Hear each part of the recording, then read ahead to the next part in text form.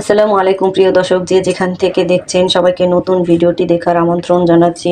আমি মেঘলা তৈরি করে দেখাচ্ছি হট টমেটো সস। আপনারা ফ্রিজ ছাড়াই সংগ্রহ করে রাখতে পারবেন এবং কোনো কালার ইউজ করা ছাড়াই একদম দোকানের পারফেক্ট সসের মতো।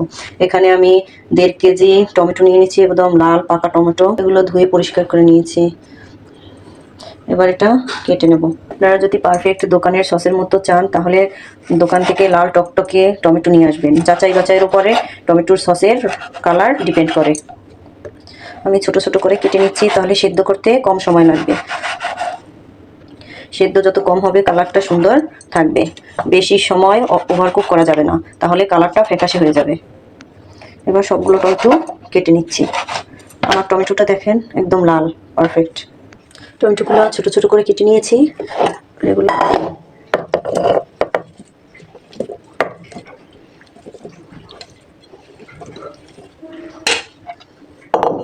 এবার চুলা একটি প্যান বসিয়ে দিলাম। চুলার আঁচটা ধরিয়ে দিচ্ছি।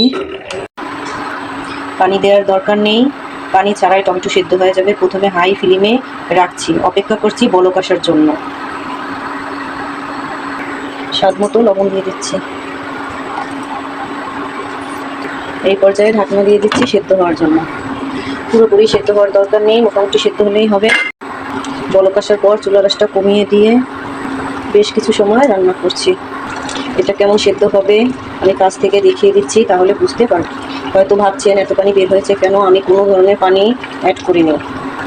আপনারা ভুলেও পানি দিবেন না, টমেটো থেকে যে পানিটা বের হবে তাতেই সেদ্ধ হয়ে যাবে। টমেটোর কালারটা কেমন দেখতে পাচ্ছেন, এটা কিন্তু ওভারকুক করা হয়নি। কিছুক্ষণ রান্না করছি, কিছুটা গলে গেছে, আবার কিছুটা যেমন ছিল তেমনই আছে। এই পর্যায়ে চুলাটা বন্ধ করে ঠান্ডা করে ব্লেন্ডার করে নিতে হবে। আপনারা হয়তো ভাবছেন রেড ফুড কালার করলে কালারটা ভালো আসবে, এটা কখনোই করবেন না। অরিজিনাল যে টমেটোর কালার সেটাই অনেক বেশি নাইস হয়। যদি শুধুমাত্র লাল টকটকে টমেটো দিয়ে টমেটো সস তৈরি করেন তাহলে এমনিতেই কালারটা ভালো আসবে এবং স্বাদটাও ভালো আসবে। ব্লেন্ডার করে ছেঁকে নিয়েছি। অবশ্যই চেষ্টা করবেন ফ্রেশ টমেটো দিয়ে টমেটোর সস তৈরি করতে। এখানে আমি নিয়ে নিচ্ছি অ্যারোরুট 3 টেবিল চামচ। আপনারা কখনোই কর্নফ্লেভার নেবেন না, এটা জমাট বেঁধে যায়। দিয়ে দিচ্ছি 2 চা চামচ মরিচের গুঁড়ো, 1 কাপ পরিমাণে চিনি, আধা কাপ পরিমাণে সিরকা।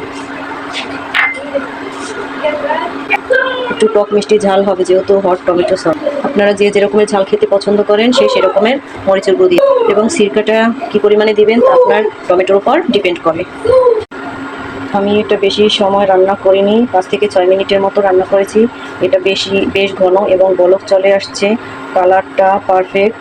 চিনিটা বেশি দিলে কি হয়, অনেক দিন সুন্দর থাকে এবং আঠালো হয়। আমি অ্যারোরুট দিয়ে নামিয়ে নিচ্ছি।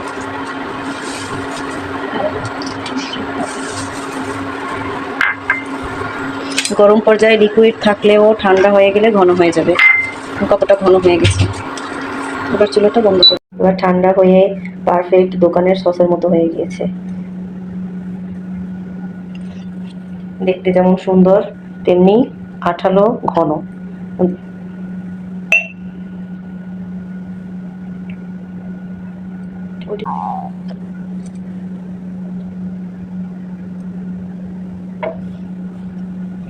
আমার রেসিপি যদি আপনাদের ভালো লেগে থাকে অবশ্যই একটা সাবস্ক্রাইব, শেয়ার আর কমেন্টস করতে ভুলবেন না।